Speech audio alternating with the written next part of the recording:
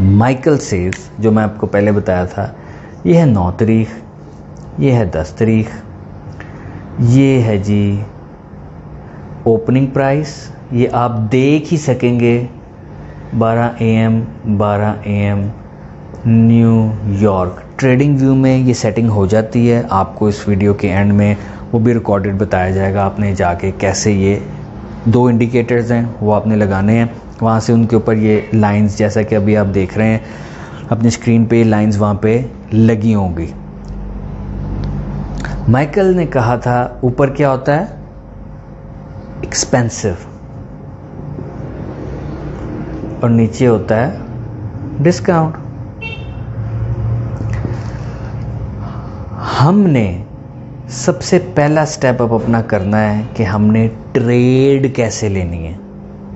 ठीक है, हमारे दिन की बिगनिंग हुई यहाँ से जब न्यूयॉर्क में रात के 12 बजे प्राइस चली, ऊपर आई, हमने यहाँ पे सेल देखना है और नीचे चली गई। हमने ये चीज़ कैच करनी है। वो कैसे कैच कर सकते हैं, आइए आपको चार्ट्स पे लेके जाता हूँ। अच्छा जी, अब हम आते हैं अपने चार्ट पे और यहाँ पे हम एक्सप्लेन करते हैं कि मैं आपको क्या बताना चाह रहा हूँ। फेयर वैल्यू की आप सबने पढ़ ली हैं। ये चार्ट आप देख रहे हैं गोल्ड का 3 मिनट का, ये ब्लू लाइन जो आप देख रहे हैं ये न्यूयॉर्क मिडनाइट 12, ठीक है। यहाँ पे 12 बज गए हैं न्यूयॉर्क के रात के, और इसी वर्टिकल लाइन के साथ ये हॉरिजेंटल लाइन चलेगी। यहाँ पे ये जो मार्क मैं कर रहा हूँ ये लाइन है ओपनिंग प्राइस, ये 3 मिनट की कैंडल की ओपनिंग प्राइस है न्यूयॉर्क 12 बजे। यहाँ से अगर मैं जूम करके दिखाऊं तो ये ब्लू लाइन जो ऊपर से नीचे जा रही है यहाँ पे 12 बजे है, और ये पहली कैंडल की जो ओपनिंग प्राइस थी वो नीचे क्लोज हुई है और आप वहीं से ओपनिंग प्राइस मार्क कर दी गई है। अब इस डे का हाई और लो हम देखेंगे 12 से 12 के बीच में। अब हमने देखना क्या है, ट्रेड कैसे लेनी है, हम उस तरफ स्लोली जाएंगे। ये लाइन ऑल डे रेजिस्टेंस का काम करती है और सपोर्ट का काम करती है। जो ओपनिंग प्राइस होती है रात को 12 बजे न्यूयॉर्क के टाइम पे खुलती है, ये देखेंगे सपोर्ट है यहाँ पे बनी हुई, आगे रेजिस्टेंस थी, यहाँ पे 12 बज रहे हैं। लेकिन हमने ऐसे ट्रेड नहीं करना सपोर्ट एंड रेजिस्टेंस देख के। 12 बजे के बाद यहाँ से एक लाइन ऑटोमेटिकली खींच दी जाएगी, वो आपको बताया जाएगा कैसे चार्ट्स पे आएगी। उसके बाद हमने देखना है एक ऐसा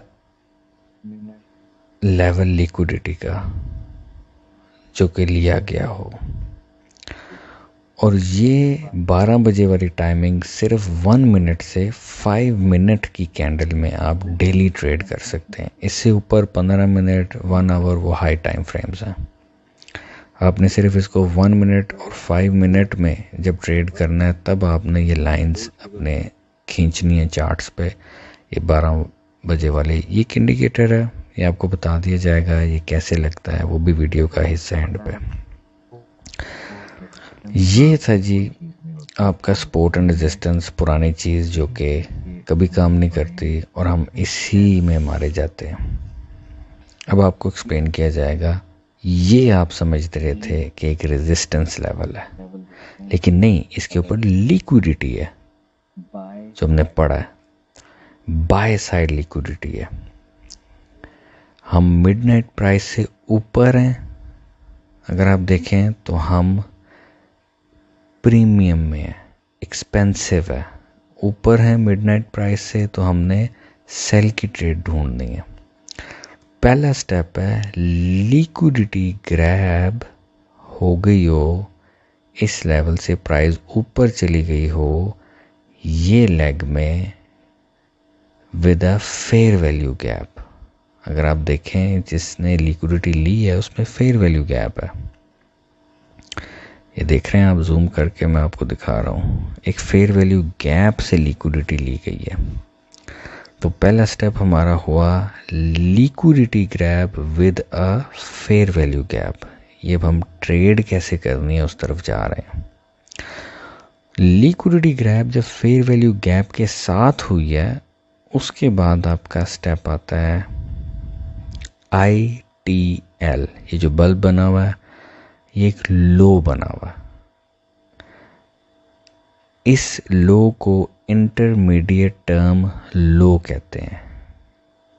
ये लो ITL तभी कहलाएगा जब इसने फेयर वैल्यू गैप में डिप किया होगा। ये देख रहे हैं फेयर वैल्यू गैप के अंदर डिप हुआ है और वहाँ से प्राइस मूव अवे कर गई है, जिसे डिस्प्लेसमेंट भी कहते हैं। ये मैं आपको फर्दर एक्सप्लेन करता हूँ। जो आपका ITL है वो बन के प्राइस मूव हो गई और एक M शेप बनी है। ये देख रहे हैं आप, M शेप बन रही है। पहला स्टेप था liquidity grab with a fair value gap, ITL बना। ITL वो इसीलिए कहलाता है क्योंकि उसने फेयर वैल्यू गैप में डिप किया। हमारी जोन क्या थी? एक्सपेंसिव जोन थी। हम ऊपर थे तो हमने मिडनाइट से ऊपर, जो हमें माइकल ने कहा है वो एक्सपेंसिव है, तो हमने सेल की ट्रेड देखनी है, बाय नहीं देखना। और हम यहाँ पे क्या कर रहे हैं? सेल ही कर रहे हैं, जो कि आपको यहाँ पे मैं एक्सप्लेन करूँगा कैसे और क्यों। पहला स्टेप हो गया liquidity grab with fair value gap, ITL बना और प्राइस मूव हो गई M के लिए। नीचे डिस्काउंट जोन है ओपनिंग प्राइस के, वहाँ पे हमने बाय करना होता है। ठीक है जी। ये जब लिक्विडिटी यहाँ से ग्रैब हो गई फेयर वैल्यू गैप के साथ, और उसके बाद हमारा बनता है ITL। ये इसको डिप कर रहा है, समझ रहे हैं आप? इसके आगे आके उसके अंदर डिप कर रहा है और फिर वहाँ से परे हो गया, डिस्प्लेसमेंट इसे कहते हैं, परे हो गया एक M शेप बनाने के लिए।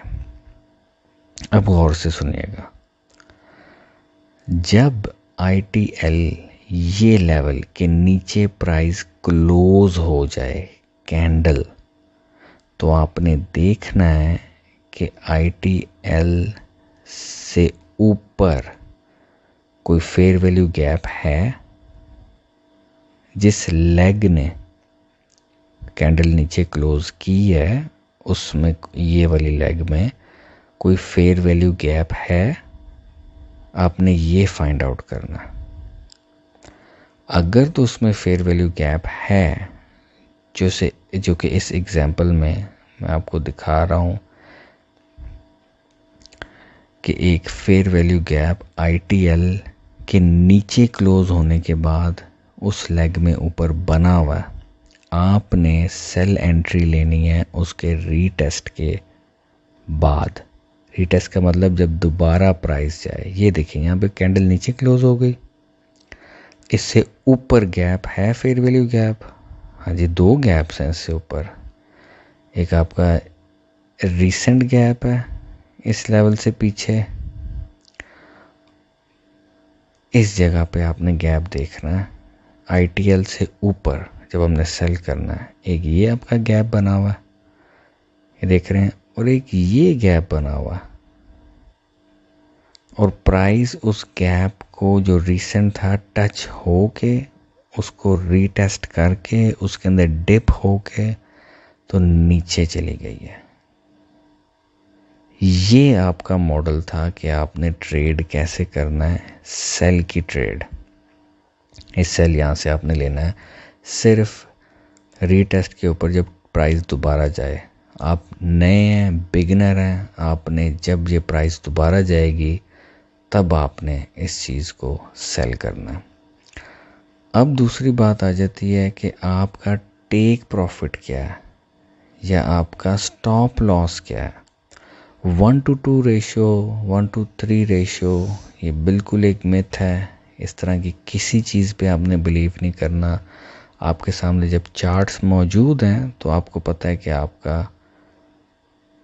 मैनेज की ट्रेड देखी, लिक्विडिटी गैप देखा, फेयर वैल्यू गैप के साथ हुई है, ITL बना, M बना, ITL के नीचे प्राइस क्लोज हो गई, हमने वो भी देख लिया, उसका रीटेस्ट हो रहा है, हमने वो भी देख लिया और रीटेस्ट के ऊपर सेल की ट्रेड ली।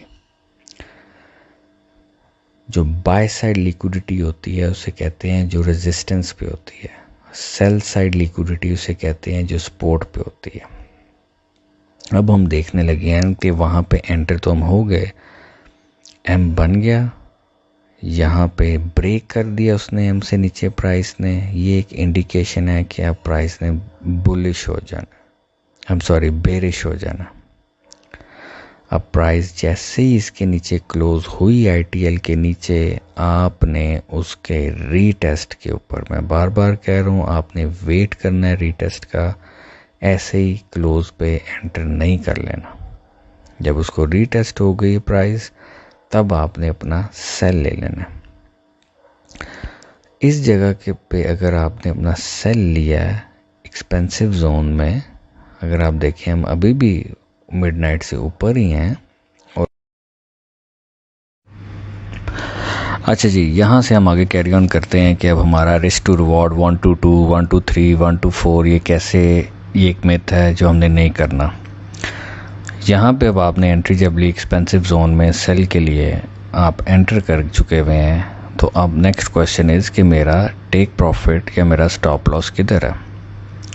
ये लाइन जो है, दिस वाज योर एंट्री, ठीक है, सेल की, और लिक्विडिटी लेवल ही आपका टारगेट है। रीसेंट लिक्विडिटी 3 मिनट का ये चार्ट है गोल्ड का। रीसेंट लिक्विडिटी यहाँ पे देखें 3, 6, 3, 9, 10, 11, 12, 13, 14, 15, 16 मिनट प्राइस वहाँ पे खड़ी रही है। एक आपकी ज़ुबान में एक सपोर्ट लेवल बनाया था उसने, लेकिन इसके नीचे लिक्विडिटी थी, सपोर्ट नहीं है ये। अब हम नेक्स्ट क्या कर रहे हैं कि हमारा ये टारगेट है सेल का, हमने एक्सपेंसिव जोन में सेल किया था और हमने ये टारगेट अपना यहाँ पे ऑलमोस्ट घंटे डेढ़ में अचीव कर लिया। इस लेवल के ऊपर आपका स्टॉप लॉस था, ऊपर स्टॉप लॉस हिट कर गया, बस done for the day, trade बंद कर दें, अगले दिन का इंतज़ार करें पैटर्न बनने का। कोई मूविंग एवरेज की ऐसी लाइंस नहीं आपने लगानी।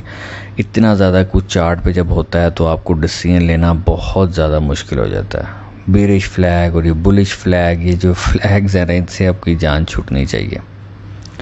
आई होप आपको समझ आ रही है मैं क्या कह रहा हूँ। तो हमने ट्रेड ले ली, फेयर वैल्यू गैप, लिक्विडिटी ले ली, ITL M बना, और M प्रॉपर बना तो हमने ट्रेड ली, प्रॉपर नहीं बना तो नहीं ट्रेड ली।